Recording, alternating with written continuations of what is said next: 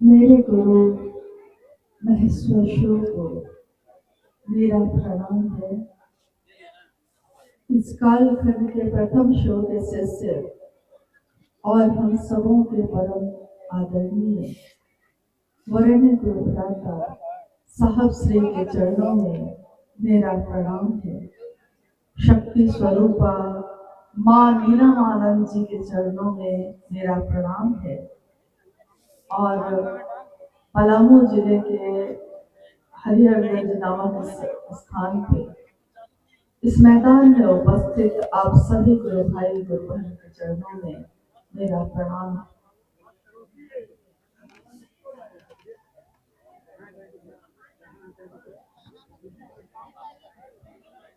हम सबका परम सौभाग्य है कि अपने गुरु शिव की बात के लिए हरिहरगंज के इस स्थान पे आप भी आए, हम भी आए और हम सब यहाँ उपस्थित हैं।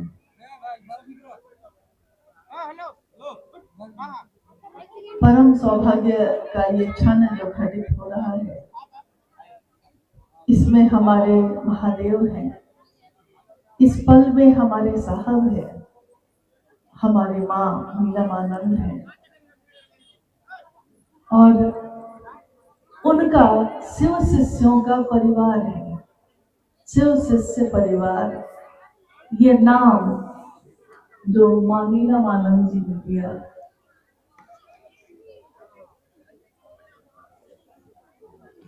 आज का ये शिव गुरु महोत्सव भी उनके संकल्प को और मजबूती देने के लिए और दृढ़ करने के लिए आयोजित किया गया।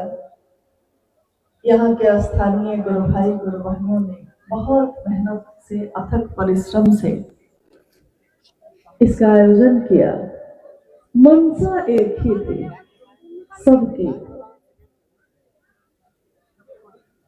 कि शिव के शिष्य साहब हरिनानंद जी ने शिव के गुरु स्वरूप की जो बात लोगों के बीच रखी, जनमानस में रखी है, उस बात को जन जन तक कैसे पहुंचाए, हर व्यक्ति तक कैसे पहुंचाए। मनसा इतनी है, नियत इतनी ही है। इस बात को पहुंचाने के लिए एक व्यक्ति अगर चलेगा तो दुनिया में अरबों लोग रहते हैं। शरीर से इस बात को पहुंचाना बहुत कठिन है, लेकिन ये वाक्य, ये संदेश जो शिव के शिष्य साहब श्री हरिनानंद जी का है, जिसमें उन्होंने कहा कि शिव मेरे और आपके गुरु हो सकते हैं, आइए भगवान शिव को अपना गुरु बनाए। इस संदेश में इतनी ताकत है जितनी शिव की इच्छा में भी है। शिव की इच्छा शिवेच्छा बले असी, यानी शिव की इच्छा में इतना बल है, इतना बल है कि ऐसी कितनी दुनिया बनती है, रहती है और टूट जाती है, खत्म हो जाती है, लेकिन तब भी दुनिया बनती ही रहती है, चलती ही रहती है, खत्म होती ही रहती है। अघोर अवस्था में वही शिव बैठे हैं और उनके ऊपर इन बातों का कोई प्रभाव नहीं, लेकिन गुरु के रूप में वही शिव जब हर व्यक्ति के मानसिक स्तर पे पहुंचे, मानसिक तल पे पहुंचे, तो उन्होंने उस व्यक्ति के मन प्राण में सोए उस शिव को जगा दिया, जो शिव का अंश तो है लेकिन शिव को भूल बैठा है। माँ नीलमानंद जी के बारे में आपने अभी सुना, साहब हरिनानंद जी के बारे में भी आपने अभी सुना। उनके पूरे जीवन को अगर कोई सुनाने बैठे तो वो कहता चला जाए, लेकिन बात खत्म नहीं होगी कभी भी। इस हरिहरगंज में अगर हरि कथा कही जाए तो हरि अनंत, हरि कथा अनंता। इसका अंत नहीं होगा। लेकिन तब भी कुछ घटनाओं को हम बताते हैं ताकि एक झलक मिले कि उनका जीवन कैसा था और उनके इस जीवन ने हमारे आपके जीवन को कैसा बना दिया। कभी हम भी जीवित रहे, पहले भी और आज भी हैं, लेकिन उस जीवन में और आज के जीवन में जमीन आसमान का अंतर है। आज का दिन पूरे भारतवर्ष में मकर संक्रांति के रूप में मनाया जा रहा है, यानी सूर्य का उत्तरायण होना, एक राशि से दूसरे राशि में संक्रमण होना, जाना। और इस काल को अभी जो पल घटित हो रहा है, हमारे भारतीय मनीषियों ने, ऋषियों ने इस पल में बहुत ऐसे काम कहे जो शुभ होते हैं। जैसे उन्होंने कहा कि स्नान करना चाहिए नदियों में, दान करना चाहिए। इन सब बातों के पीछे मंशा क्या होती है? यही कि अपना भी हित हो और दूसरों का भी हित हो। ये काल बहुत महत्वपूर्ण माना गया। और देखिए क्या संजोग है कि आज का ये मकर संक्रांति का त्योहार जो हमारे भारत देश में मनाया जा रहा है आज, उस पल में हमारे गुरु शिव की बात हो रही है।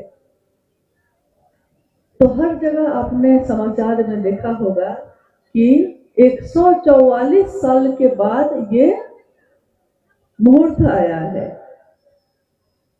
और दोबारा फिर इतने ही वर्षों के बाद आएगा। यानी ये पल जो घटित हो रहा है, ये जरूर हम सबों का बहुत शुभ करने वाला है। हर पल जो घटित होता है महादेव की बात में, वो तो शुभ ही करता है, मेरा भी और आपका भी, जो कहता है उसका भी, जो सुनता है उसका भी। लेकिन उस पल में भी कुछ पल बड़े विशेष होते हैं, जैसे आज का ये पल है। मौसम, काल, राशि, नक्षत्र, सूर्य, ये सारी चीजें इस दुनिया के लिए हैं, लेकिन महादेव के लिए इन चीजों का भी कोई मतलब नहीं है।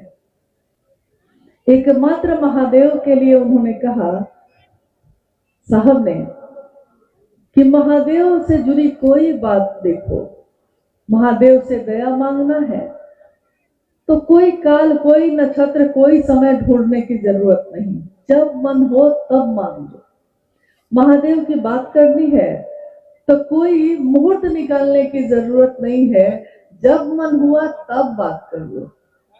महादेव को प्रणाम करना है नमः शिवाय से, मन ही प्रणाम करेगा, लेकिन नमः शिवाय मंत्र का सहारा लेकर भी अगर करते हैं आप, तो और सभी मंत्रों के लिए कुछ नियम है, कुछ चीजें हैं, कोई स्थिति है कि ब्रह्म मुहूर्त में बोलना होगा या शाम में बोलना होगा, संध्या काल में, अर्धरात्रि में बोलना होगा। बहुत सारे मंत्र हैं।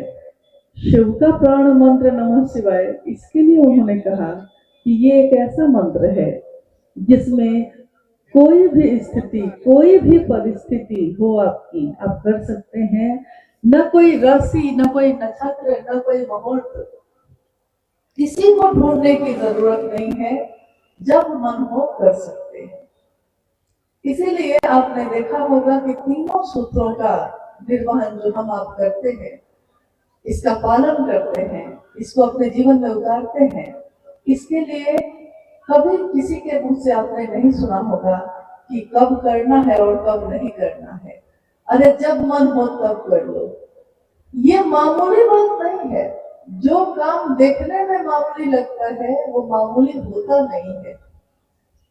हर आदमी यहाँ जीवित है तो लगता है जीवित होना कौन सी बड़ी बात है, लेकिन जीवित होना भी अपने आप में बहुत बड़ा चमत्कार है।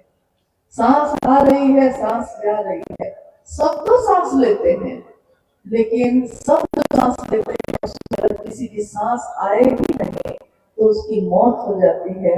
यानी काम कोई हो, जीवन कुछ भी चल रहा हो, साधारण नहीं होता है।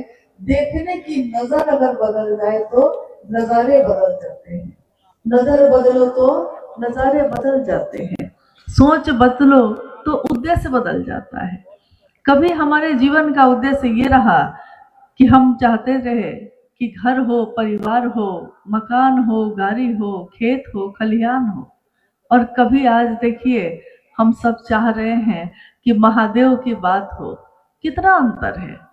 कभी लौकिक कामनाओं के लिए थे और कभी आज महादेव की कामना मन में अंगराई लेकर खड़ी हो गई। ये कितनी बातें, कितनी घटनाएं जो जीवन में घटित हुई हैं, हमको आपको कितना कुछ समझाती हैं।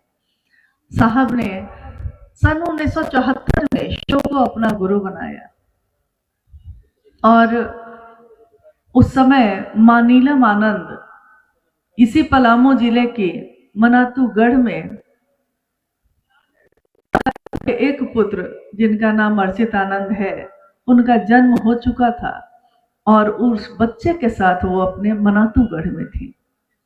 साहब हरिंदानंद जी जो कानून की पढ़ाई कर रहे थे पटना में, पटना लॉ कॉलेज में दिन में पढ़ाई कर रहे थे और रात में आरा के गांगी शमशान में जाकर शमशान साधना भी चल रही थी।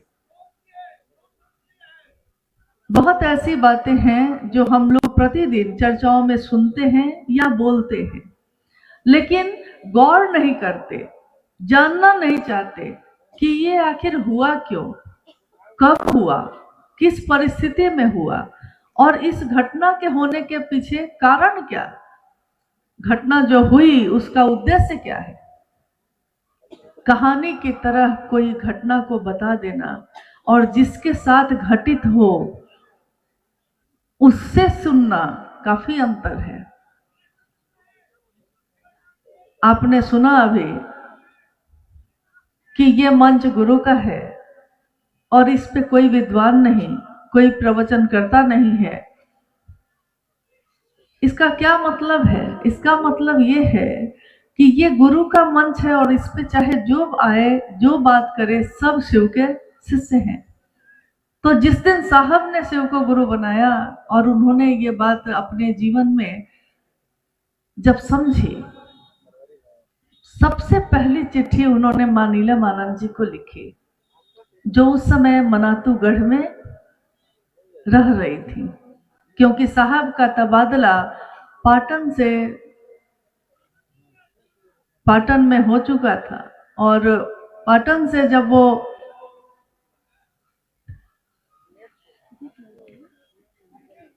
उधर इतना हल्ला क्यों हो रहा है, थोड़ा एक बार देख लीजिए और ये सामने से इसको हटा दीजिए। ये माफ कीजिएगा, लेकिन थोड़ी देर के लिए थोड़ा ध्यान चला गया, इसलिए देखिए यही बात साहब ने अपने तीनों सूत्रों में भी कहा कि अगर शिव की चर्चा करने वाले का या शिव की चर्चा सुनने वाले का मन शिव की परिधि से अगर बाहर जाएगा तो न वो बोल सकेगा न कोई सुन सकेगा। शिव की परिधि का अर्थ होता है कि जब आपका मन महादेव के घेरे में हो, अगर महादेव के घेरे में नहीं होगा तो आपका ध्यान बार बार भटकेगा ही भटकेगा और बड़ी मुश्किल से कोई ऐसा समय या कोई ऐसा आयोजन होता है जिसमें हम लोग एक साथ सामूहिक रूप से बैठकर अपने साहब और दीदी को याद करते हैं, अपने गुरु महादेव की बात करते हैं। इस जीवन में, इस जगत में कितने लोग आए और कितने लोग चले गए, लेकिन दुनिया उनको याद नहीं करती। दुनिया उसको याद करती है जिसने सबके हित के लिए कुछ किया है। और जिस दिन साहब ने शिव को गुरु बनाया और चिट्ठी लिखी मां नीलम आनंद जी को, तो उन्होंने लिखा कि नीलम, मैंने शिव को अपना गुरु बना लिया है, तुम भी शिव को अपना गुरु बना लो। मां नीलम आनंद जो उस समय मनातूगढ़ में थी, उनको जब यह चिट्ठी मिली तो उनके मन को, उनके हृदय को बहुत शांति मिली। उनको लगा कि मेरे पति जो हैं उनको एक ठौर मिल गया, एक ठिकाना मिल गया और उन्होंने भी मन ही मन उस चिट्ठी को पढ़ा और महादेव को मानसिक संप्रेषण करके गुरु बनाया। हे शिव, आप मेरे गुरु हैं, ये बोलना। और उन्होंने ये कहा। उसके बाद कितनी घटनाएं हुई। फिर साहब पाटन में आए। उनकी पहली पोस्टिंग गया के ही एक जगह पे फतेहपुर में हुई कुछ महीनों के लिए। फिर वो पाटन आए। पाटन में कल रात जब हम लोग उधर से गुजर रहे थे, वहां के गुरु भाई गुरु बहन कुछ मिले। कितनी स्मृतियां गुजर गई आंखों के सामने से।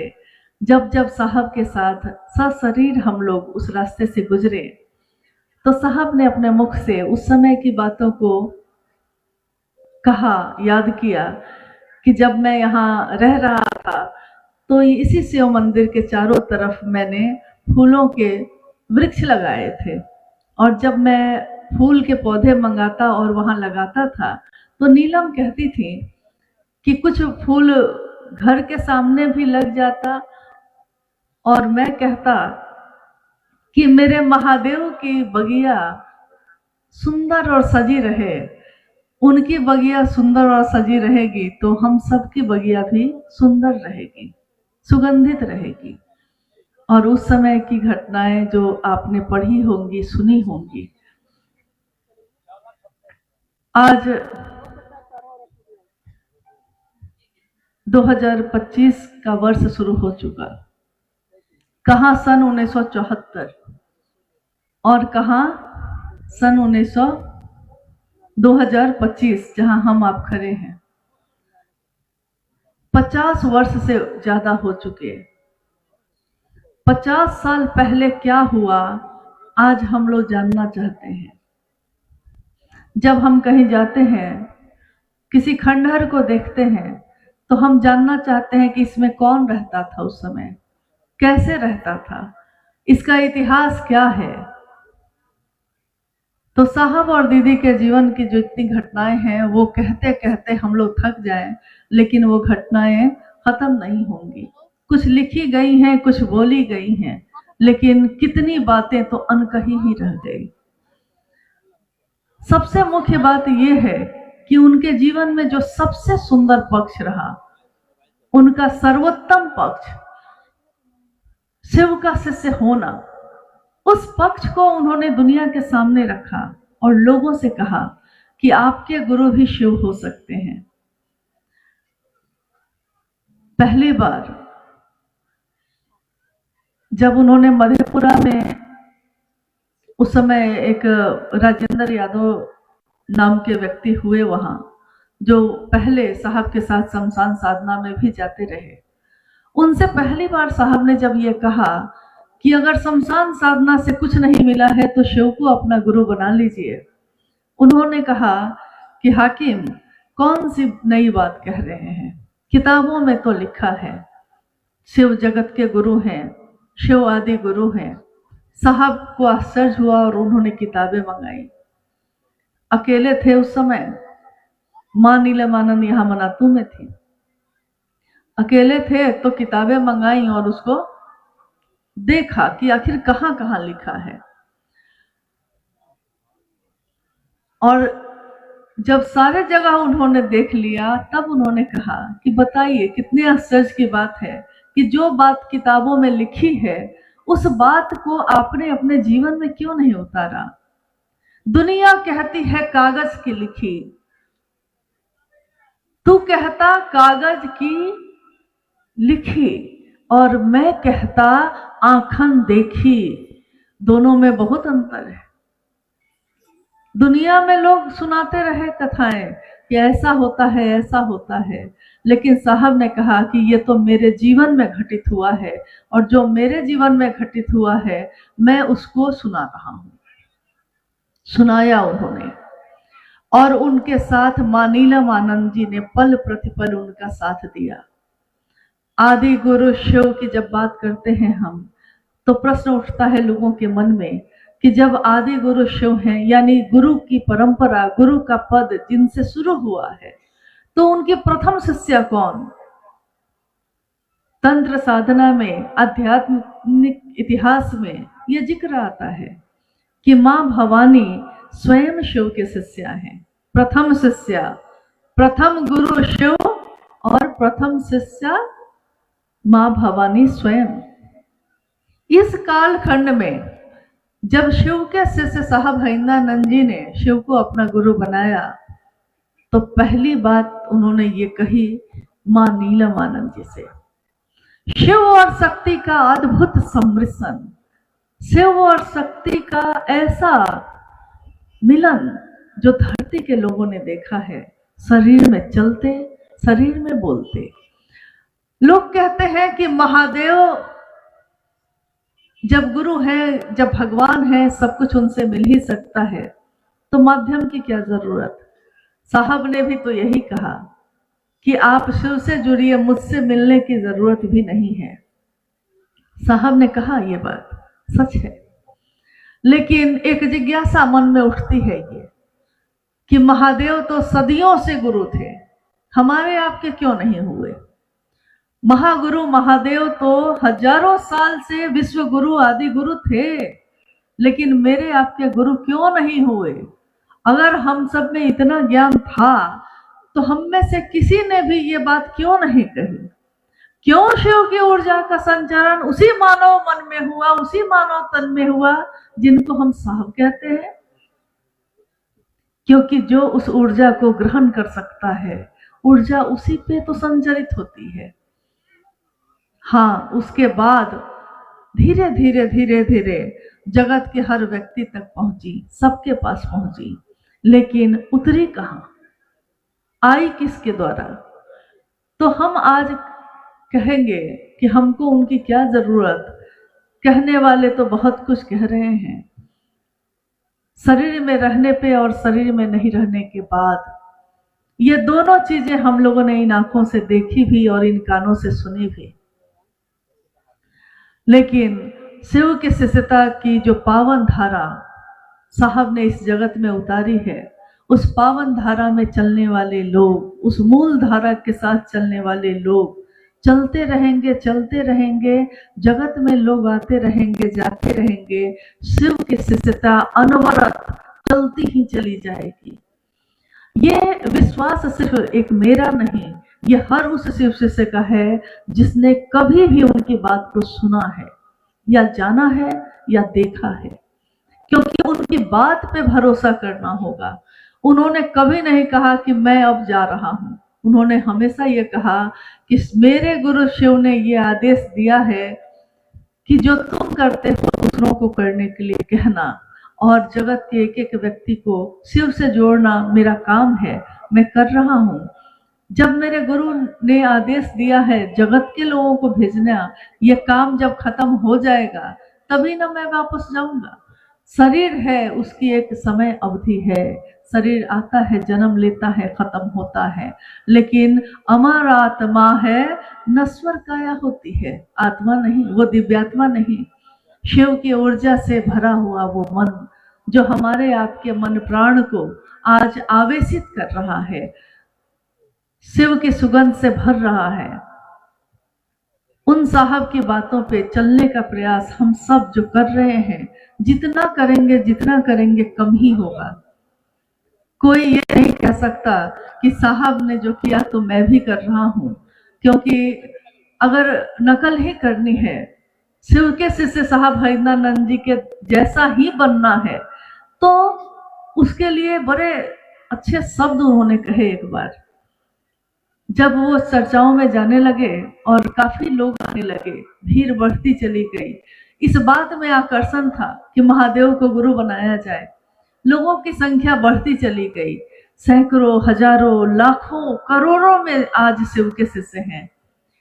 स्वाभाविक है, शिव चर्चाओं में भी बढ़ता चला गया ये। लेकिन धीरे धीरे ऐसा हुआ कि जिन लोगों के द्वारा साहब ने कहा, जिन लोगों पे विश्वास किया, कहा कि मेरे इस संदेश को दूसरों तक पहुंचाना, दूसरों तक पहुंचते पहुंचते कुछ बातें कम हो जाती, कुछ बातें बढ़ जाती। तो साहब ने कहा कि मैं कहता हूं 3, कोई उसको 2.25 कर देता है, कोई उसको 3.5 कर देता है।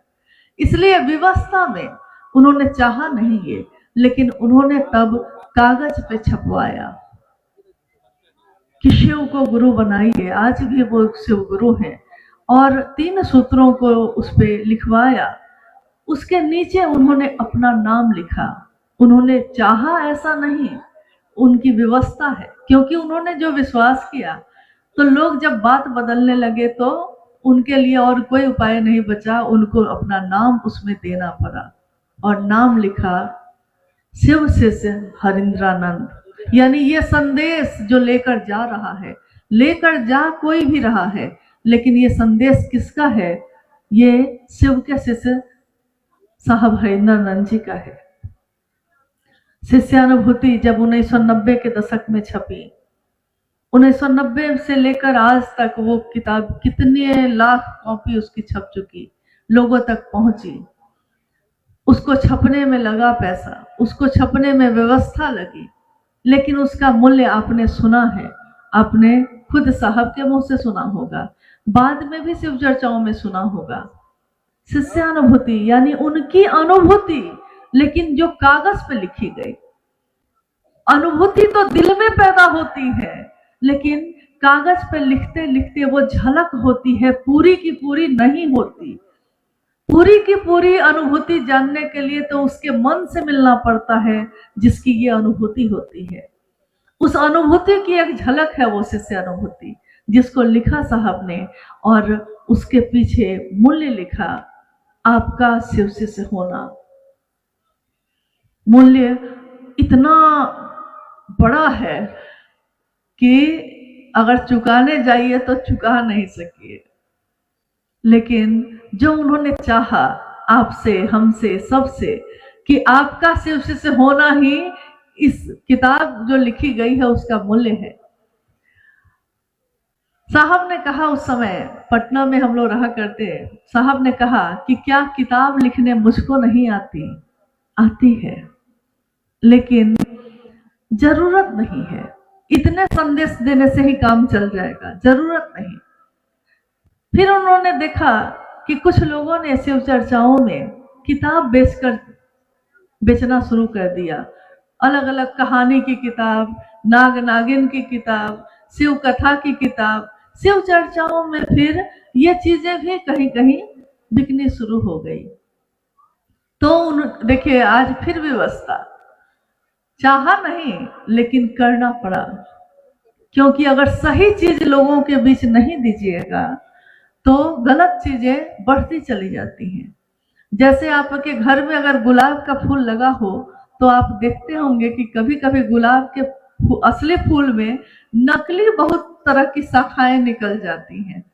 तो जो माली है, जो जानता है कि पौधे की देखभाल कैसे की जाती है, तो वो आपको कहता है कि जंगली गुलाब का जो निकला हुआ है ना, जंगली गुलाब, वो असली का भी पोषण ले लेता है।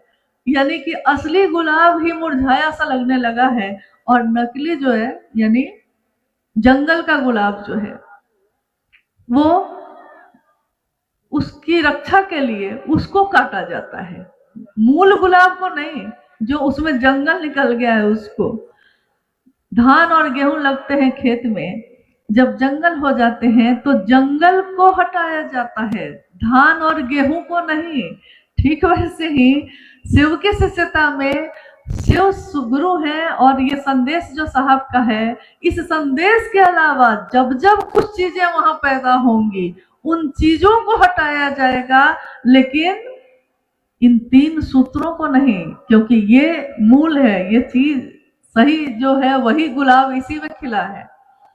तो साहब ने फिर उसमें, तब उन्होंने कोरोना काल में किताब लिखी, आओ चले शिव की ओर, और तब ये पुस्तक लोगों के बीच गई। उससे 2-3 वर्ष पहले अनमिल आखर एक पुस्तक लिखी गई, जिसमें उनके जीवन की घटनाओं को, मुख्य मुख्य घटनाओं को लिखा गया, और आगे जो और बाकी है उसको भी लिखा जाएगा। किताबें अब लिखी जाएंगी, कहानियां लिखी जाएंगी, घटनाएं लिखी जाएंगी, लेकिन शिव के शिष्य के बारे में, जो शिव की शिष्यता के बारे में उन्होंने कहा कि वैसे लोग जो मेरा संदेश लेकर जाते तो हैं, मेरी कोशिश तो आज भी यही है कि मूल चीज बची रहे हमेशा, जो बची ही रहेगी महादेव से जुड़ी है तो। लेकिन इसमें चीजें जो शामिल होती हैं, उसमें ऐसा भी हुआ कि कोई साहब जैसी टोपी पहनते तो पता चलता कि अमुक जगह पे अमुक गुरु भाई ने भी वैसी टोपी पहन के ही जाना शुरू कर दिया है। साहब के गले में दिक्कत थी, इसलिए वो मंच पे पानी पीना पड़ता था उनको, क्योंकि गला सूख जाता था। लेकिन लोगों ने मंच पे पानी पीना भी शुरू कर दिया। कोई उनके जैसा कुर्ता पजामा पहनने लगे, कोई उनकी तरफ बैठने लगे। उस समय मुझको याद है कि जब ये खबर सब आनी शुरू हुई थी तो माँ नीलम आनंद उस समय शरीर में ही थी, और उन्होंने साहब से कहा कि नहीं नहीं, इसके लिए तो समझाना होगा। और साहब ने उस दिन हॉल में शाम की चर्चा में कहा कि मेरी जैसी टोपी पहन लेगा कोई, कोई मेरे जैसा कुर्ता पजामा भी पहन लेगा, कोई मेरी तरह बैठना और चलना भी सीख लेगा, कर सकता है ऐसा। नकल ही करना है तो कर तो सकते हैं, लेकिन जो शिव के शिष्यता की आग मेरे दिल में जल रही है, वैसी नियत कहां से लाइएगा? नियत के लिए भी तो नकल करिए। अरे इन चीजों में कोई मजा नहीं है। टोपी पहनने में क्या मजा, उनकी तरफ बैठने चलने में क्या मजा? मजा तो तब है जब नियत की नकल कर लीजिए, और उससे हमारा आपका जीवन बदल सकता है, सब कुछ बदल सकता है। क्योंकि जब नियत बदलती है तो उस पे काम करने का तरीका बदल जाता है, उसके परिणाम, उसका रिजल्ट बदल जाता है। शिव की चर्चा या शिव की बात कोई भी जो साहब ने कही है, जैसा अभी थोड़ी देर पहले भाई सोमेंद्र जी ने कहा कि एक विषय है, फिर इन्होंने कहा नहीं ये विषय नहीं है, ये साहब के दिल की आवाज है, आओ चलें शिव की ओर। ये उनके दिल की आवाज है, लेकिन शब्दों में लिखा गया। आवाज तो दिल से आई थी, शब्द तो उसकी झलक है, उसकी परछाई है। इस शब्द से दर्द पैदा नहीं होता, दर्द तो इस शब्द का अर्थ समझने से होता है। नमः शिवाय मंत्र है, मंत्र से थोड़े ही महादेव के चैतन्य में हम चले जाते हैं। उस मंत्र का अर्थ जब समझ लेते हैं, नमः शिवाय मतलब शिव को प्रणाम, तब उस अर्थ को समझने के बाद वो भाव हमारे हृदय में आता है। तो जिस दिन हम ये अर्थ समझ लेते हैं कि साहब ने आओ चले शिव की ओर क्यों कहा, और आओ चले शिव की ओर ये पंक्ति बोलते समय उस समय उनके मन का भाव क्या रहा, तब हम इस शब्द का, इस वाक्य का अर्थ समझ सकेंगे, उसके भाव को समझ सकेंगे। रांची में एक संगोष्ठी चल रही थी, 400-500 लोग बैठे थे एक जगह, वहां हॉल है एक बांग्ला स्कूल का हॉल, उसी में। आज से लगभग 6-7 साल पहले की ये घटना है, 7 साल हो ही गया। और संगोष्ठी का समापन हुआ, साहब उठ के खड़े हुए। जब वो सीढ़ी की तरफ बढ़ने लगे तो अचानक रुक गए, और लोग जो नीचे बैठे थे उन लोगों की तरफ देखते हुए उन्होंने कहा कि क्या आप लोगों को कुछ कहना है? कोई कुछ नहीं बोला, सब शांत चुप थे, कोई कुछ नहीं बोल रहा है। तो साहब ने कहा कि लेकिन मुझको बोलना है। उस आवाज में जो उस समय उन्होंने कहा कि मुझको कहना है, आओ चले शिव की ओर।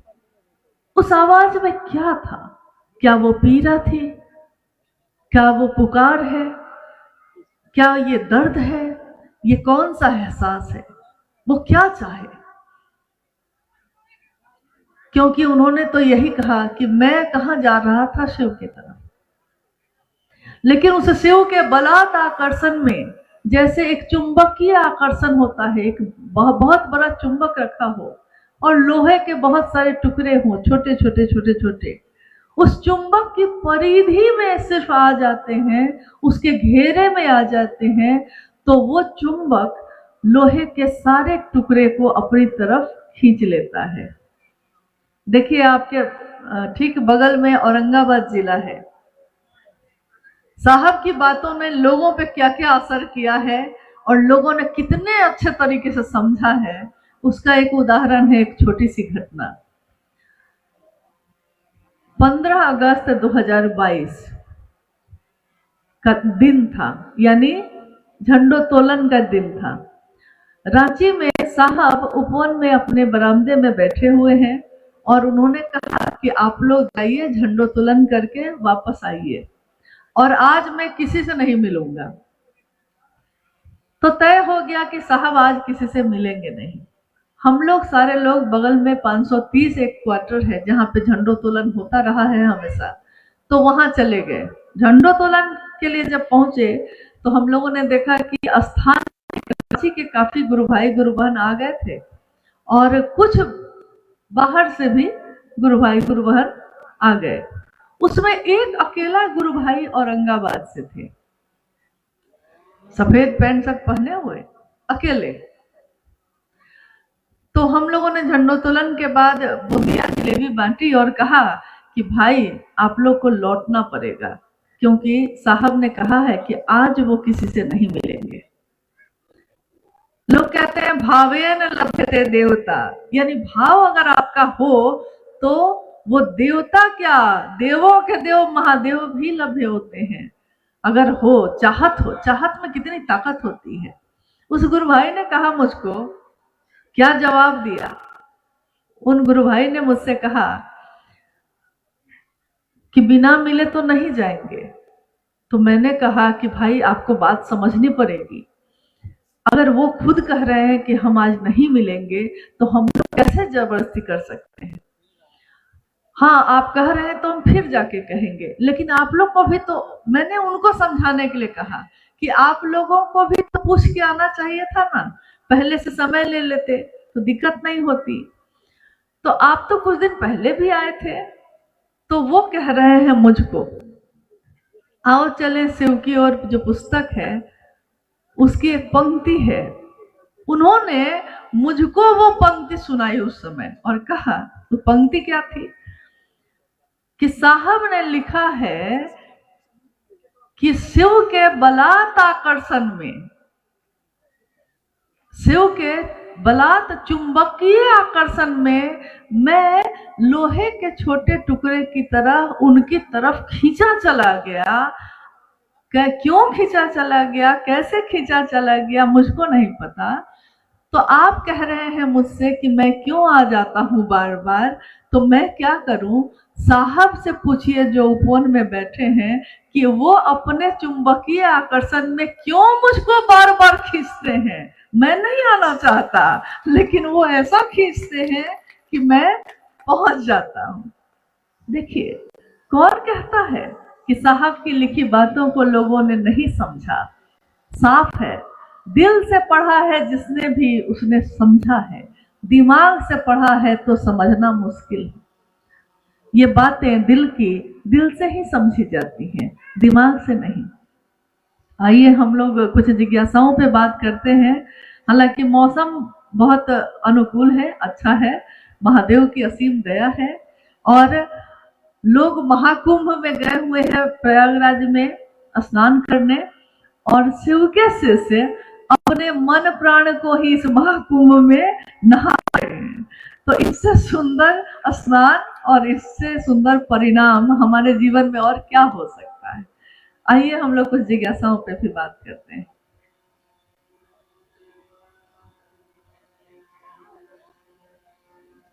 क्या हुआ? नहीं है, नहीं, पहले हम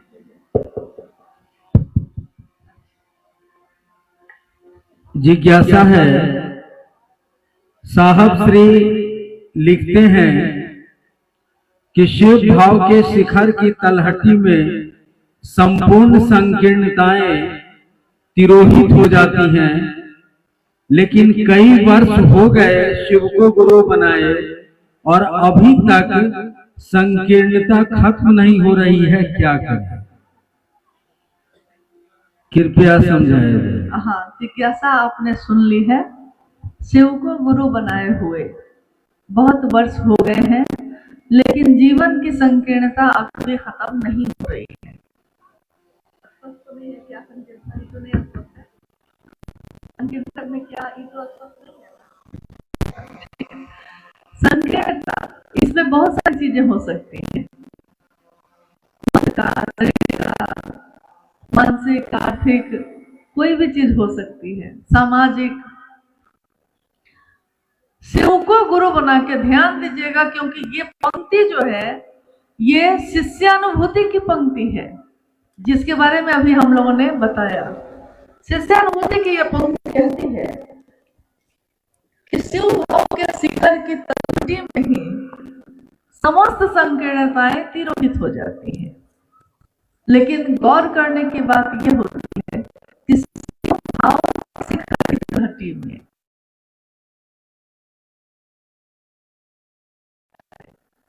लेकिन शिव का तो लक्ष्य बनाकर मेरी मंजिल क्यों है, शिव हमको जिसका जिसका है, ये थर्मामीटर है, इसी से नापा जा सकता है। ये लक्ष्य, ये उद्देश्य, ये मंशा, ये नियत जिसकी जिसकी है कि महादेव मेरे हो जाए, और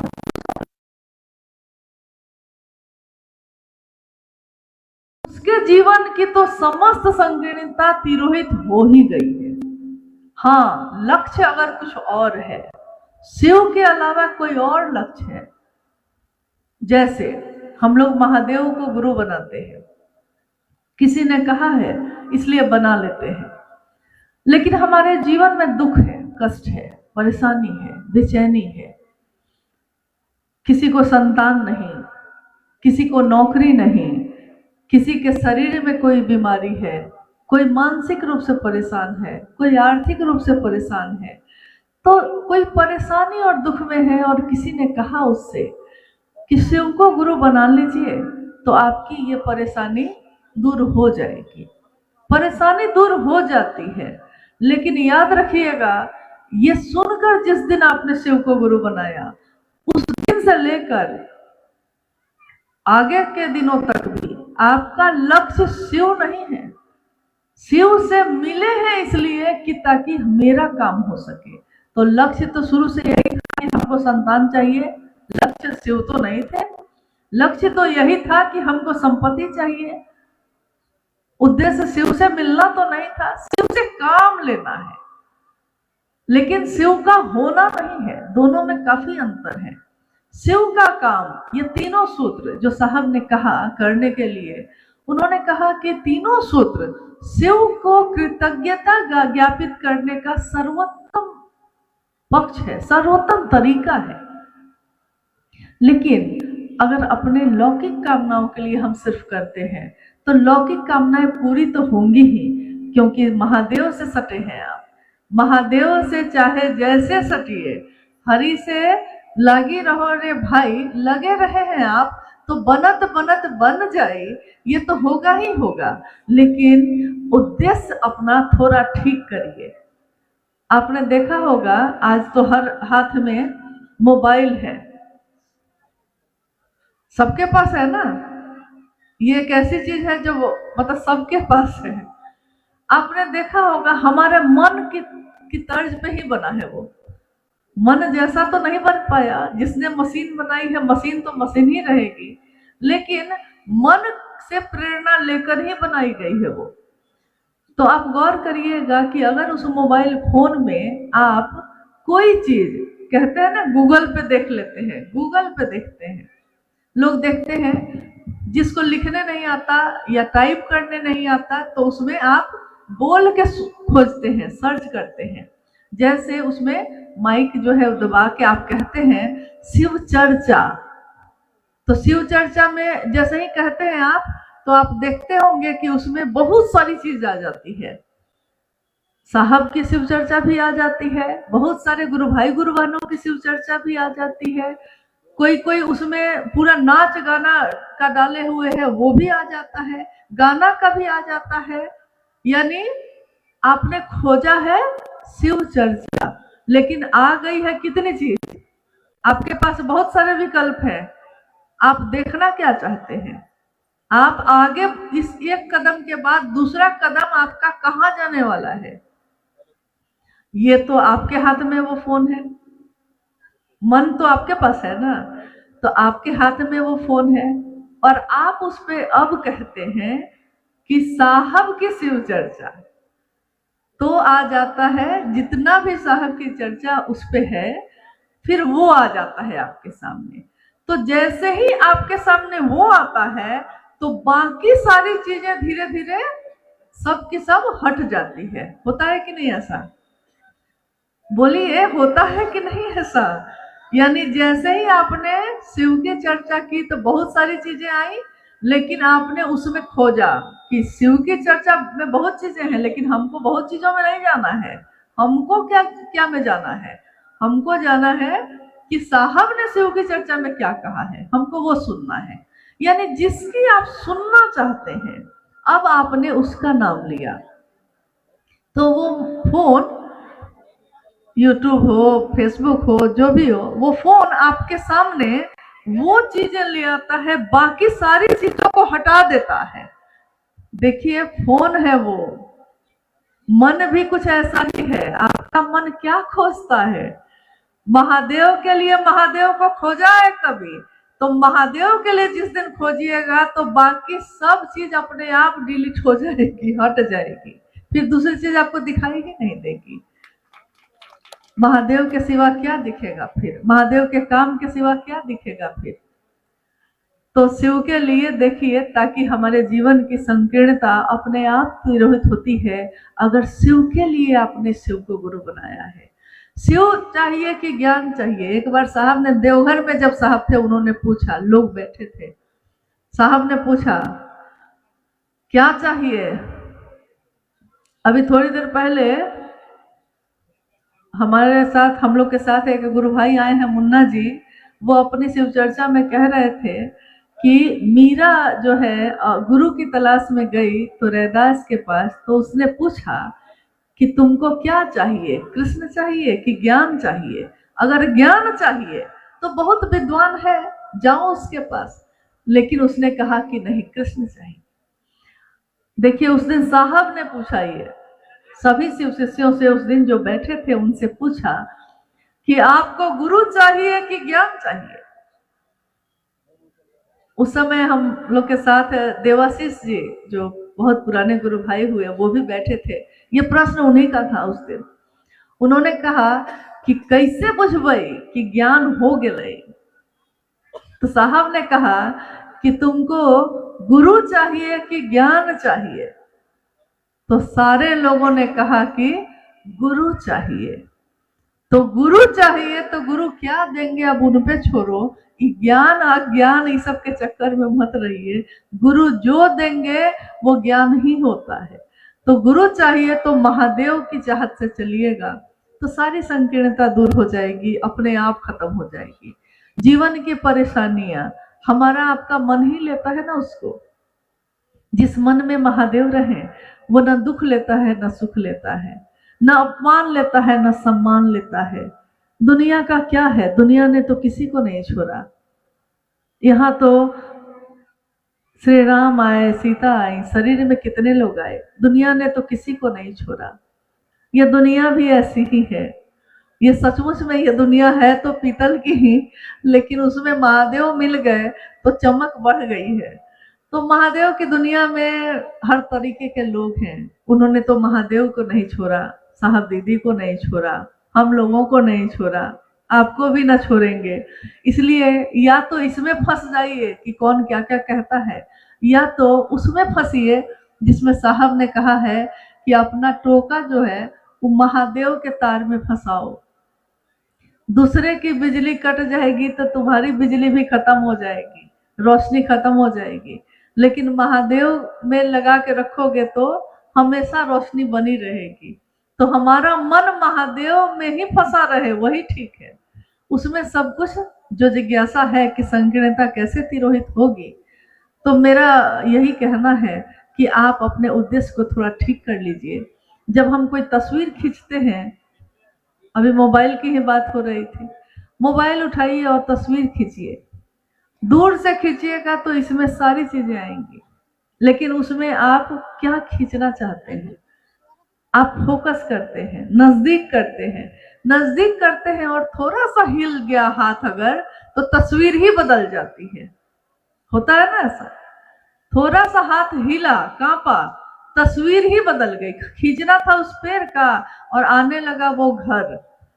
तो फिर से आप अपने कैमरा को ठीक करते हैं, यानी जो खींचना चाहते हैं उस पर फोकस करते हैं, उस पर एकाग्र होते हैं, एकनिष्ठ होते हैं। एकाग्रता और एकनिष्ठता यानी समर्पण।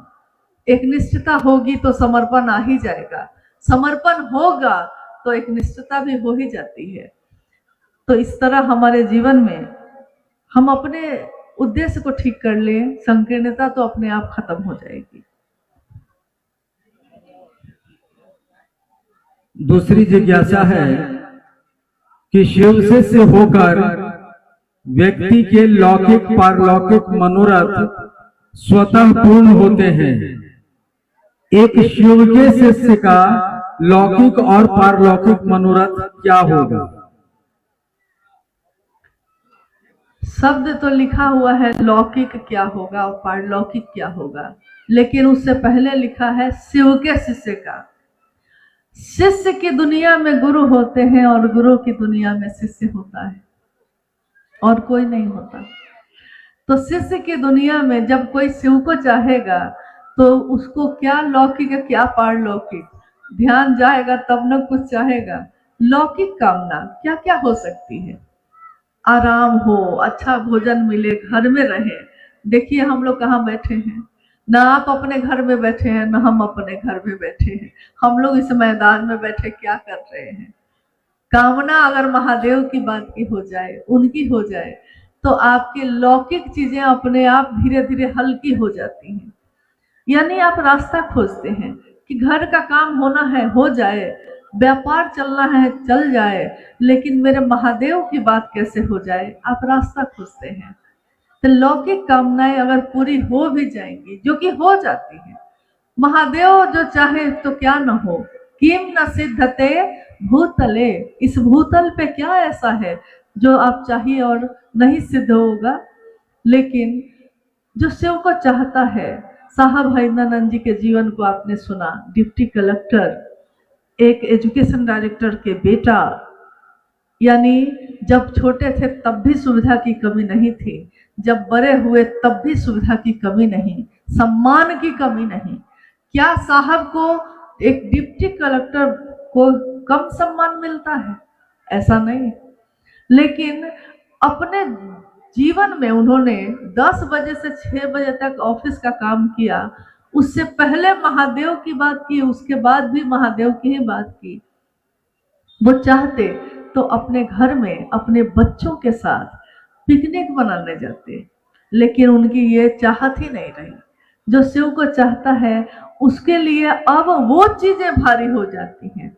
हमारी आपकी अनुभूति है कि कोई कहता है कि पार्टी में चलिएगा तो लगता है कि पता नहीं क्या पूछ रहा है, और अगर कहीं लग गया कि जाना पड़ जाएगा तो 10 तरह के बहाने बनाते हैं कि नहीं जाना पड़े, क्योंकि लगता है कि कितने पागल लोग हैं, अपना समय बर्बाद कर रहे हैं। देखिए दृष्टि बदल गई, सोच बदल गई, तो कितनी चीजें बदल गई। पिकनिक मनाना गलत नहीं है, लेकिन ऐसा भारी हुआ है महादेव का भाव, शिव का भाव, गुरु का भाव इतना भारी हो गया कि जगत की सारी चीजें हल्की हो गई। जो आपके पास है आप आज उसको भी भोगने के लिए अपने घर में नहीं बैठते। जो आपके पास है, टीवी लगा है, टीवी देखने का समय नहीं है, ऑन ही नहीं होता है, लगा हुआ है, यानी भोग तो है, भोगा नहीं, भोग की इच्छा ही खत्म हो गई। भोग एक समय ऐसा था कि भोग था और हम आप भुक्त थे, यानी गाड़ी खरीदे हैं तो गाड़ी के देखभाल में लगे हैं, घर बनाया है तो दीवार में दाग नहीं लग जाए इसके कोशिश में है, कपड़ा खरीदा है तो खोंच नहीं लग जाए, फट नहीं जाए, खराब ना हो जाए, इसकी कोशिश में है। गहना खरीदा है पहनने के लिए लेकिन तिजोरी से चोरी ना हो जाए, इसकी कोशिश में है। लेकिन धीरे धीरे क्या हुआ, भोग था, भुक्त थे, मतलब भोग ही अब हमको भोग रहा था। साहब ने बस इतना कहा, महादेव को गुरु बनाओ और ये 3 सूत्र करना। इन 3 सूत्रों ने क्या कमाल किया है कि अब भोग है और भोगने की इच्छा ही नहीं होती है। लौकिक कामना शिव का शिष्य क्या मांगेगा? उसके जीवन में क्या कामना ऐसी है जो वो चाहेगा? अब है पारलौकिक। पारलौकिक यानी कुछ ऐसा वरदान मिल जाए, कुछ ऐसी चीज हो जाए, मोक्ष मिल जाए मुझको, जीवन और मृत्यु के चक्र से छुटकारा मिले। बहुत कष्ट है इस धरती पे, कष्ट तो है, ये बात सही है, बहुत कष्ट है। शरीर व्याधियों का घर है, ये दुनिया, यहाँ खुशियां हैं कम, बेशुमार है गम, सच है ये। लेकिन शिव के शिष्य की बात हो रही है, इसमें जिज्ञासा है शिव के शिष्य के लिए। तो शिव का शिष्य पारलौकिक कामना यानी मोक्ष की कामना करेगा कि हाँ, जीवन और मृत्यु से हमको छुटकारा मिले, तेरा हूं तुझ में मिल जाऊं। शिव तुमसे आए थे महादेव, आप ही में मिल जाए, मामला खत्म हो। यह भी एक दिन साहब ने पूछा कि क्या शिव का शिष्य मोक्ष की कामना भी करता है? तो सारे लोग शांत हो गए, सबको समझ में नहीं आया कि इसका जवाब क्या दें। तो साहब ने कहा कि अरे, जिसके गुरु का काम बाकी होगा वो क्या चाहेगा कि मामला खत्म करके शिव में मिल जाए, बात खत्म हो जाए, तो कमवा कौन करेगा? आए हैं एक गुरु भाई हम लोग के जो देवघर के रहने वाले हैं, रामदेव जी। तो साहब ने इनको बुलाया और पूछा कि रामदेव ये बताओ, नहीं नीचे, वहां नीचे में कुछ लोगों के साथ ये बात कर रहे थे। तो लोगों ने पूछा कि बताइए कि शिष्य क्या करता है, गुरु क्या करते हैं, तो शिष्य का क्या काम है? तो इन्होंने अपने सरल सहज स्वभाव के अनुसार जवाब दिया उन लोगों को। कहा कि अरे, गुरु जी को सब्जी लाना होगा तो शिष्य को न भेजेंगे, गुरु जी को कपड़ा लाना होगा तो शिष्य को न भेजेंगे। देखिए इनकी अपनी जो उस समय बातचीत थी। साहब ये सुन के खूब हंसे। तो उन्होंने कहा कि अगर सारा शिष्य गुरु में मिल ही जाएगा, शिव ही हो जाएगा, तो काम कौन करेगा? इसीलिए हमको मोक्ष की भी कामना नहीं है। हम जन्म लेते रहे, जाते रहे, आते रहे और महादेव महादेव करते रहे। न भोग की कामना है, न मोक्ष की कामना है। यह कामना ही खत्म हो गई। जब शिव की कामना हो गई तो ये कामना ही खत्म हो गई।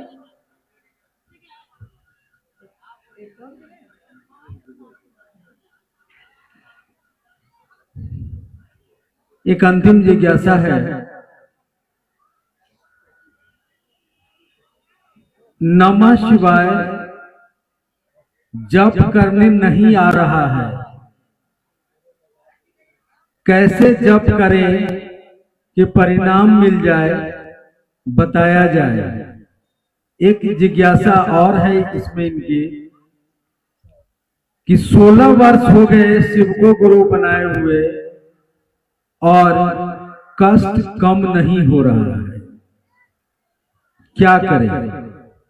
तो इसका तो उत्तर आपने सुन लिया है। अभी कष्ट कम नहीं हो रहे हैं तो लक्ष्य यानी कष्ट ही है। महादेव पे थोड़ा छोड़िए टेंशन, थोड़ा महादेव को भी दीजिए। खुद ही सारा तनाव लेने की जरूरत नहीं है।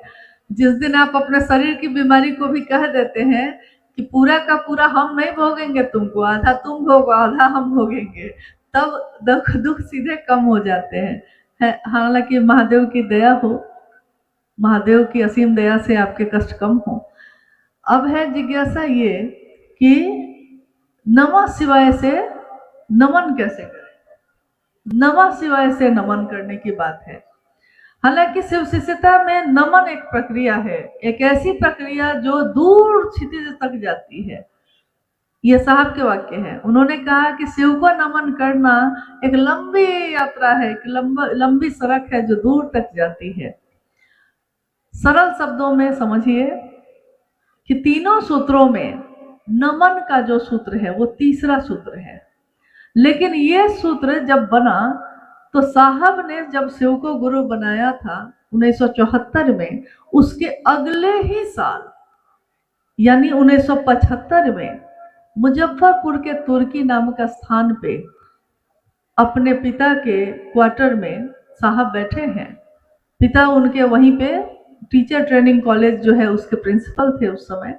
अहाते में साहब बैठे हैं आम के पेड़ के नीचे, और शांत माहौल में कहीं कुछ भी नहीं है, और एक हवा का झोंका आया है।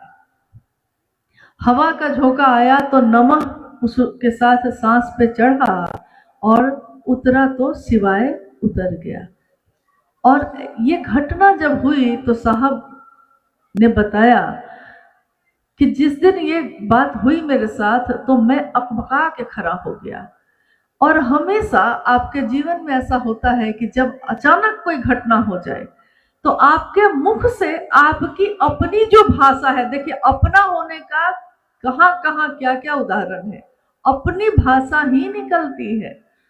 तो उन्होंने कहा कि एक भारत का रहने वाला इंग्लैंड चला गया, और इंग्लैंड जब रहने लगा तो हर बात इंग्लिश में बोले, हर बात अंग्रेजी में बोले। और एक दिन सीढ़ी से उतरते समय पैर फिसल गया, तो वो जब नीचे गिरने लगा तो वो चिल्लाया, माई गे माई। तो अंग्रेज लोग को लगा कि क्या बोला तो पता चला कि भोजपुर का रहने वाला है। हाँ, तो ऊपर से हम कितना भी बदल लें लेकिन अंदर से वही निकलता है। जब कोई कष्ट हो, जब कोई अकबका जाए, कोई घटना अचानक हो जाए, सदमा लग जाए। तो साहब ने कहा कि जब मेरे साथ ये घटना उस समय हुई तो मेरे मुंह से, वो लॉ कॉलेज पटना में कानून की पढ़ाई करते थे उस समय, लेकिन उनके मुख से निकला, अरे रे रे एकरे तक खोजत रहनी। उनकी माँ जो आंगन में थी उन्होंने पूछा कि बउआ का भुलाइल रहे जे मिल गई। इन्होंने कहा, कमरे की चाबी इनके हाथ में थी, छूट के नीचे गिर गई हड़बड़ाहट में जो खड़े हुए। तो इन्होंने कहा कि चाबी भुलाइल रहे, मिल गई। साहब ने कहा कि माँ को तो मैंने कह दिया कि चाबी, यानी उन्होंने समझा, देखिए यहाँ भी साहब ने क्या कहा लेकिन उनकी माँ ने क्या समझा। उन्होंने समझा कि कमरा की चाबी, लेकिन साहब ने क्या कहा, चाबी भुलाइल रहे, मिल गई। शिव को गुरु तो बना लिया था, लेकिन उस गुरु से ज्ञान कैसे आएगा और हम उससे जुड़ेंगे कैसे, ये नहीं आता था उनको, ये नहीं पता चल पा रहा था। और उस दिन हवा के झोंके के साथ साविधि, विधि के साथ, यानी सांस पे चढ़ाना है और उतारना है, ये विधि है। नमः शिवाय पे बात हो रही है, ये विधि है शिव के पंचाक्षर मंत्र नमः शिवाय को करने का। यानी सांस पे नमः चढ़ेगा, सांस अंदर गई तो शिव को प्रणाम, और शिवाय, शिव को प्रणाम जो तरीका है वो सांसों के माध्यम से उस दिन हुआ। और जब 3 सूत्रों का निरूपण साहब ने किया तो तीसरे सूत्र पे नमन को रखा, क्योंकि उन्होंने अपने जीवन की घटनाओं को निचोड़ करके और तब इन 3 सूत्रों का निरूपण किया कि ये आपकी मदद करते हैं महादेव तक जाने में, मदद करते हैं, लेकिन मंजिल नहीं है, मदद करते हैं, आप मंजिल तक पहुंचिए। तो अभी चूंकि जिज्ञासा है नमः शिवाय पे, तो नमः शिवाय मंत्र एक ऐसा मंत्र है जो हमारे भारतवर्ष में प्राचीन समय से माला करने की विधि भी रही है। यानी 108 की माला पे नमन करने का तरीका, वो रुद्राक्ष की माला भी हो सकती है, वो कमल गट्टे की माला भी होती है, कोई तुलसी की माला पे करता है। जिसका जो इष्ट है, जिसका जो आराध्य है, उससे जुड़े हुई चीज पे करता है। शिव के लिए हमेशा से रुद्राक्ष की माला का ही प्रयोग होता आया है, क्योंकि ये माना भी गया है कि इसके बारे में कहा गया है कि रुद्र के अक्ष से, यानी शिव के आंसुओं से पैदा हुआ ये वृक्ष है, इसलिए उसका नाम एक है रुद्राक्ष, शिव के आंसू इसका अर्थ होता है। तो एक ये प्रक्रिया जो है प्राचीन समय से है। सारे लोग, हमारे पूर्वज, उनके पूर्वज भी माला पे नमन करते रहे हैं।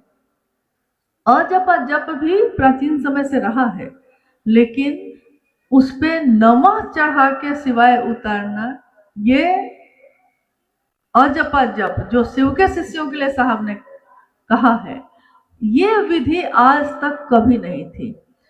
आपने सुना है, प्राचीन ग्रंथों में लिखा है कि शिव गुरु हैं। ज्ञान मिच्छेद तू शंकरात्, ज्ञान देने के कारण तू शंकर है। संभवे गुरुवे नमः, हे शंभो तुम गुरु हो, तुमको प्रणाम है। तुम त्रिभुवन गुरु वेद बखाना, तुम तीनों लोगों के, तीनों भवनों के तुम गुरु हो, ये भी है उसमें। लेकिन ये भी है कि शिव के कुछ शिष्य पहले भी हुए, यानी जिक्र दोनों है। गुरु भी पहले से पता है कि शिव है, और कुछ शिष्य भी हुए उनके, ये भी ग्रंथ बताते हैं। लेकिन क्या आज तक किसी ग्रंथ में कहीं भी किसी ने ये पढ़ा है या लिखा है किसी ने कि कैसे बना जाता है? ये तरीका नहीं लिखा है।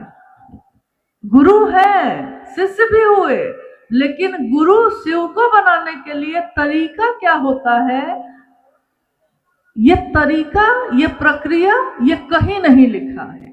यानी मंजिल तो थी, पात्र भी है जगत के लोग, लेकिन रास्ता ही नहीं है। मंजिल है वहां, आदमी भी यहाँ है, यानी शिष्य हो सकता है कोई, लेकिन ये शिष्य गुरु तक जाएगा कैसे, इसका कोई तरीका किसी ग्रंथ, किसी शास्त्र, किसी किताब में नहीं लिखा है। ये पहली बार इस कालखंड में साहब श्री हरिंद्रानंद जी ने इस तरीके को भी, जो आज तक गोपनीय रहा लोगों के लिए, इस मंत्र को भी, इस तरीके को भी सबके लिए किया, सबको दिया। महादेव गुरु हैं और हर व्यक्ति उनका शिष्य हो सकता है। उसी शिव को प्रणाम करने की विधा है ये। तो उन्होंने कहा शिव के शिष्यों के लिए सर्वोत्तम विधि है अजपा जप विधि, शिव के शिष्यों के लिए। अब है कि वो शिव का शिष्य जगत में भी रहता है, तो लौकिक कष्ट अगर ज्यादा हो जाते हैं, तो अभी मन बहुत जुड़ा नहीं है महादेव से, तो लौकिक कष्ट जब बढ़ जाते हैं तो वो कहता है महादेव से भी कुछ नहीं मिला, छोड़ो, महादेव को भी छोड़ देते हैं। तो थोड़ा तो उसके कष्ट को कम करना होगा महादेव को। इसके लिए उन्होंने कहा कि 24 घंटे में, यानी एक दिवा काल में 24 घंटे में एक बार 108 की माला पे नमः शिवाय से मंत्रानुक्रम से, यानी मंत्र के अनुक्रम, एक दाना पे नमः शिवाय मन में शिव को प्रणाम करने का भाव, फिर अगला दाना, फिर अगला दाना, यानी मंत्र अनुक्रम से एक के बाद एक। इसका सांसों से कोई लेना देना नहीं है, क्योंकि कभी कभी कुछ लोग ऐसा भी किए कि मंत्र जो जपे ना, तो माला पे एक दाना और सांस पे चढ़ाए, और साहब ने कहा कि अगर दनवा टूट गया तब क्या होगा, सांस तो अंदर रह जाएगी। तो खैर एक दाना आगे बढ़ाया तो सांस पे चढ़ा लिया। तो साहब ने कहा कि भाई दो नाव पे एक साथ सवारी नहीं की जाती है, यानी दोनों के तरीके अलग अलग हैं। माला पे नमन करने का तरीका अलग है, अजपा जप यानी सांसों पे करने का तरीका अलग है। सांसों पे जो मंत्र जपे जाते हैं वो ईश्वर प्राप्ति के लिए होते हैं, और ईश्वर प्राप्ति के लिए जो मंत्र जपे जाते हैं वो संपूर्ण जीवन भर चलता है। इसलिए सबसे सुंदर तरीका है सांसों की माला, यानी इसकी माला कब शुरू होती है और कब खत्म होती है। जन्म लेते शुरू और जब शरीर की मौत होगी तो खत्म। पूरा जीवन हर सांस उस शिव को प्रणाम हो जाए, ये सबसे सुंदर तरीका है। श्वास श्वास पे नाम ले, वृथा श्वास मत खो। क्या जाने इस श्वास का फिर आना हो न हो, क्या पता इस श्वास का फिर जो सांस आई है तो निकलेगी कि नहीं, और जो निकली है तो फिर आएगी कि नहीं, क्या पता ऐसा होगा कि नहीं। तो उन्होंने कहा कि सबसे सुंदर तरीका यही है। ध्यान अगर भटक जाए तो छोड़ दीजिए। आपने सुना टुकड़े टुकड़े में भी आप कर सकते हैं। आज तक में किसी ने ये साहस नहीं किया शिव के प्राण मंत्र को टुकड़े टुकड़े में कर देने का, नहीं कर सकते आप। लेकिन ये प्रेम अधिकार कैसा लाता है, ये शिव से उनका प्रेम कैसा है कि उन्होंने अपने गुरु से लड़ के इसको तोड़ा है। उन्होंने कहा कि लोग नहीं कर पा रहे तो आप होंगे महादेव, लेकिन आपको महादेव बन के नहीं लोगों तक आना है, आपको उनका गुरु बन के आना है। गुरु अपने शिष्य के जो उसका मानसिक स्तर है, जो वो समझ सकता है, उस स्तर पे आकर और तब ज्ञान देने की जिम्मेदारी वहन करनी पड़ती है। इसलिए अजपा जप सबसे सुंदर विधि है। नमः शिवाय पे आप कर सकते हैं। कैसे कर सकते हैं ये जिज्ञासा थी ना। हाँ, तो माला का जो है नमन करने का वो और अजपा जप करने का वो, ये दोनों तरीका ये है। लेकिन शिव के शिष्यों के लिए सर्वोत्तम तरीका है अजपा जप। शिष्यानुभूति अगर आप पढ़ेंगे या आपने पढ़ा होगा तो उसमें ये लिखा है। लेकिन अगर 24 घंटे में एक माला भी आप कर ले तो ज्यादा बेहतर है। हुआ ये कुछ ऐसा कि जब लोग आने लगे उस समय साहब से मिलने, तो जो आते सो कहते साहब से कि नमन नहीं हो रहा है हमसे, ध्यान भटक जाता है। तो साहब कहते हैं कि अरे थोड़ा ध्यान में लाओ, महादेव का जो ध्यान आता है वही ध्यान करके करो। नहीं हो रहा है, नमन नहीं हो रहा है। तो उस समय हम लोग अमरकंटक जाने वाले थे, उससे कुछ दिन पहले उपवन में। तो साहब ने कहा कि टुकड़े टुकड़े में करो। तो पहले हुआ कि टुकड़े टुकड़े में करो ना, 5 मिनट, 2 मिनट, 11 मिनट, जितनी देर आपका 11 बार, जितनी बार आपसे हो सके उतना ही करिए। धीरे धीरे लोगों के बीच ये बात फैल गई कि हाँ साहब ने कहा है टुकड़े टुकड़े में भी कर सकते हैं। तो लोगों ने माला पे करना छोड़ दिया। यानी आराम जब मिलने लगता है तो हम चाहते हैं कि और आराम मिले। तो एक माला करना भारी लग रहा था, साहब ने तो कह ही दिया कि माला पे कर लो, माला नहीं हो रहा है तो सांस पे कर लो, सांस में भी भटक जा रहे हैं तो टुकड़े टुकड़े में कर लो। आराम मिलता चला गया, मिलता चला गया। फिर उसके बाद जो लोग आए तो उन लोगों ने साहब से कहा कि साहब टुकड़े टुकड़े में भी नहीं होता है। तब साहब बिगड़ गए। उन्होंने कहा कि विद्यार्थी को ना ज्यादा छूट देना ठीक नहीं है, इसीलिए 24 घंटा में एक माला भी करनी पड़ेगी और टुकड़े टुकड़े में नमः शिवाय सांस पे भी करना पड़ेगा। चलो अब दोनों करो, बहुत आराम हो गया। तो उसके बाद से फिर से हम लोग करने लगे। देखिए, प्रणाम करना भी महादेव को हमारा मन ही करता है। मन जिस रंग में रंगाता है उसी रंग का हो जाता है। जाते तो हैं हम लोग बहुत दूसरी बात सुन के सोच के, यही आते समय पता नहीं आपके मन में उस समय क्या क्या रहा होगा, मेरे मन में क्या क्या रहा होगा। लेकिन जब सामूहिक एक जगह होती है तो सभी शिव शिष्यों का रंग जो है, महादेव का जो रंग है उनके मन पे ऐसे चढ़ता है कि कहते हैं कि लाली देखन में गई, मैं तो लाली को देखने गई थी, लाली देखन में गई, मैं भी हो गई लाल, लाली मेरे लाल की, यानी जिसको मैं प्रेम करूं, जो मेरे गुरु हैं, लाली मेरे लाल की, जित देखो तित लाल। हर जगह वही दिखाई देता है जो मेरे मन में है। मन का ही प्रतिबिंब यह जगत है। जो आपके मन में है वही एक दिन मूर्त रूप लेता है। किसी दिन मन में यह बिल्डिंग रही होगी किसी की, किसी ने बना दिया तो दिख रहा है। मन की चीजें दिखती नहीं है, लेकिन अगर मन में पैदा ना हो तो सामने वो साकार रूप भी नहीं लेती है। महादेव हम सबके जीवन में उतर रहे हैं, उतरते रहे। हम उनके शिष्य बनकर जो हो सकता है उनके लिए करें। और शायद महादेव के शिष्य बने कि नहीं बने, बनेंगे कि नहीं बने, महादेव मुझको शिष्य समझेंगे कि नहीं समझेंगे, क्या कैसे पता चलेगा कि महादेव मेरे गुरु हैं। ऐसी कितनी जिज्ञासा, ऐसे कितने प्रश्न हमारे मन में हमेशा उठते हैं, तो हम नहीं जानते कि ये कैसे पता चलता है।